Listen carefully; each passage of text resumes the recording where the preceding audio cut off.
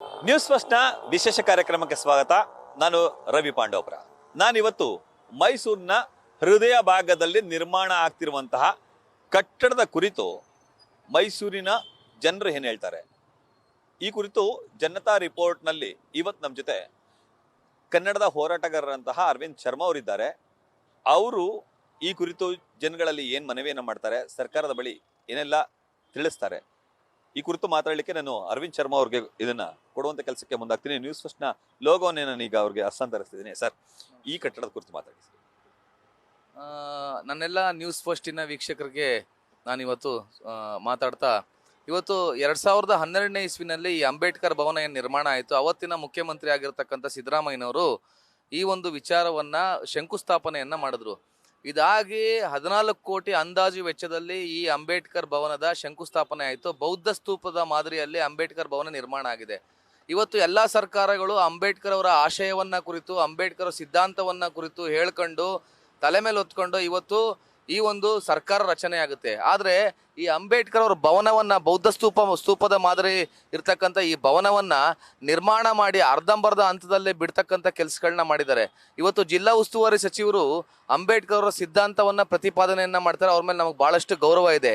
ಆದರೆ ಈ ಒಂದು ಕಟ್ಟಡದ ಕಾಮಗಾರಿಯನ್ನ ಅರ್ಧಕ್ಕೆ ನಿಲ್ಲಿಸುವಂತ ಕೆಲಸಗಳನ್ನ ಮಾಡಿದ್ದಾರೆ. ಇವತ್ತು ಅಂಬೇಡ್ಕರ್ ಅಂತಂದ್ರೆ ಅವರು ಕೆಲಸ ಮಾಡುವಂಥ ಸಂದರ್ಭದಲ್ಲಿ ಅವರು ದಲಿತ ಅನ್ನೋ ಒಂದು ಕಾರಣಕ್ಕೆ ಈ ಅಂಬೇಡ್ಕರ್ ಭವನ ಅರ್ಧಂಬರ್ಧ ನಿಂತಿದೆ ಅನ್ನೋದು ನಮಗೆ ಎಲ್ಲೋ ಒಂದು ಕಡೆ ಮನಸ್ಸಿಗೆ ನೋವಾಗ್ತಾ ಇದೆ. ಈ ಒಂದು ವಿಚಾರದಲ್ಲಿ ಏನು ಅಂದಾಜು ಪಟ್ಟಿಯನ್ನು 20 ಕೋಟಿ ಏನು ಅಂದಾಜು ಪಟ್ಟಿಯನ್ನು ಏನು ಮಾಡಿದ್ರು, ಆ ಪಟ್ಟಿಯನ್ನು ಬಿಡುಗಡೆ ಮಾಡಿ ಇಲ್ಲಿ ಪಾರ್ಥೇನಿಯ ಮೇಲೆ ಸುತ್ತಕೊಂಡಿದೆ. ಇಲ್ಲಿ ರಾತ್ರಿ ಆಯಿತು ಅಂತಂದ್ರೆ ಅನೈತಿಕ ಚಟುವಟಿಕೆಗಳ ತಾಣ ಆಗಿದೆ. ಆ ಕಡೆ ಹೋದ್ರೆ ಶೌಚಾಲಯವನ್ನ ಮಾಡುವಂಥ ಕೆಲಸಗಳನ್ನ ಮಾಡ್ತಾರೆ. ಈ ಬೌದ್ಧ ಸ್ತೂಪ ಮಾದರಿಯಲ್ಲಿ ನಿರ್ಮಾಣ ಆಗಿರ್ತಕ್ಕಂಥ ಈ ಅಂಬೇಡ್ಕರ್ ಭವನನ್ನ ಕೂಡಲೇ ಶಂಕುಸ್ಥಾಪನೆಯನ್ನ ಮಾಡಬೇಕು. 2ನೇ ಹಂತದ ಕಾಮಗಾರಿಯನ್ನ ಕೂಡಲೇ ಮಾಡಬೇಕು. ಇದಕ್ಕೆ ಹಲವಾರು ಬಾರಿ ದಲಿತ ಸಂಘರ್ಷ ಸಮಿತಿಯವರು, ಪ್ರಗತಿಪರ ಚಿಂತಕರು ಎಲ್ಲ ಚಳುವಳಿಯನ್ನ ಮಾಡಿದ್ದಾರೆ. ಚಳುವಳಿ ಮಾಡಿದ್ರು ಕೂಡ ಈ ಸರ್ಕಾರ ಈ ವಿಚಾರದಲ್ಲಿ ಯಾವುದೇ ರೀತಿಯನ್ನ ಕ್ರಮವನ್ನ ಕೈಗೊಳ್ತಾ ಇಲ್ಲ. ಇದು ಎಲ್ಲ ಮೈಸೂರಿನ ನಾಗರಿಕರಿಗೆ ಮನಸ್ಸಿಗೆ ನೋವಾಗ್ತಾ ಇದೆ. ಅಂಬೇಡ್ಕರ್ ಅವರ ಪ್ರತಿಮೆಯನ್ನ, ಅಂಬೇಡ್ಕರ್ ಅವರ ಭವನವನ್ನ ಈ ಕೂಡಲೇ ನಿರ್ಮಾಣವನ್ನ ಮಾಡಬೇಕು ಅಂತ ನಾನು ಈ ಮೈಸೂರು ಜನತೆಯ ಪರವಾಗಿ ನಾನು ಒತ್ತಾಯವನ್ನ ಮಾಡ್ತಾ ಇದ್ದೀನಿ. ಈ ಅಂಬೇಡ್ಕರ್ ಭವನ ವಿಶೇಷತೆ ಏನು ಅಂತಂದ್ರೆ, ಅಂಬೇಡ್ಕರ್ ಅವರ ಸಿದ್ಧಾಂತಗಳು, ಮೌಲ್ಯಗಳನ್ನ ಕುರಿತು ಕಾರ್ಯಕ್ರಮ ಮಾಡೋದಕ್ಕೆ ಅಂಬೇಡ್ಕರ್ ಭವನವನ್ನ ನಿರ್ಮಾಣವನ್ನ ಮಾಡಿದ್ರು. ಆದರೂ ಕೂಡ ಈ ಅಂಬೇಡ್ಕರ್ ಅಂದ್ರೆ ಏನು, ಅಂಬೇಡ್ಕರ್ ಅಂದ್ರೆ ನಮ್ಮ ಅಸ್ಮಿತೆ. ಅಂಬೇಡ್ಕರ್ ಅವರು ಅಂತಂದ್ರೆ ನಮ್ಮ ನಮ್ಮ ನಮ್ಮ ದೈನಂದಿನ ಜೀವನದಲ್ಲಿ ಅವ್ರನ್ನ ಅಳವಡಿಸ್ಕೊಳ್ಳುವಂತ ಕೆಲಸಗಳನ್ನ ಮಾಡಬೇಕು. ಪಕ್ಕದಲ್ಲಿ ಪಕ್ಕದಲ್ಲಿ ಒಂದು ಸ್ಟೇಷನ್ ಇದೆ. ಆ ಕೃಷ್ಣ ವಿಲಾಸ್ ರಸ್ತೆಯಲ್ಲಿ ಈ ವಿಚಾರವಾಗಿ ಅಂಬೇಡ್ಕರ್ ಭವನ ನಿರ್ಮಾಣವನ್ನು ಮಾಡಿದ್ದಾರೆ. ಪಕ್ಕದಲ್ಲಿ ಲೋಕಾಯುಕ್ತ ಕಚೇರಿ ಇದೆ, ವಾಣಿಜ್ಯ ತೆರಿಗೆ ಕಚೇರಿ ಇದೆ.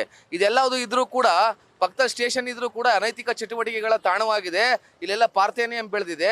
ಈ ಒಂದು ವಿಚಾರದಲ್ಲಿ ಜಿಲ್ಲಾ ಉಸ್ತುವಾರಿ ಸಚಿವರು ಅಂಬೇಡ್ಕರ್ ಅವರ ಪ್ರತಿಪಾದನೆ ಮಾಡ್ತಕ್ಕಂಥ ಕೆಲಸಗಳನ್ನ ಮಾಡ್ತಾರಲ್ಲ, ಅಲ್ಲಿ ಕೂಡ ಅವರು ಇವರ ಕಾರ್ಯಕ್ಷಮತೆಯನ್ನ ತೋರಿಸ್ಬೇಕು. ಅಂಬೇಡ್ಕರ್ ಅವರ ಭವನವನ್ನ ಕೂಡಲೇ ಉದ್ಘಾಟನೆಯನ್ನ ಮಾಡಿ ಜನರಿಗೆ ಅನುಕೂಲ ಮಾಡಿಕೊಡ್ಬೇಕು ಅಂತ ನಾನು ಈ ಮೂಲಕ ಜಿಲ್ಲಾ ಉಸ್ತುವಾರಿ ಸಚಿವರಿಗೆ ನಿಜವಾಗ್ಲೂ ನಾನು ಒತ್ತಾಯವನ್ನ ಮಾಡ್ತಾ ಇದ್ದೀನಿ.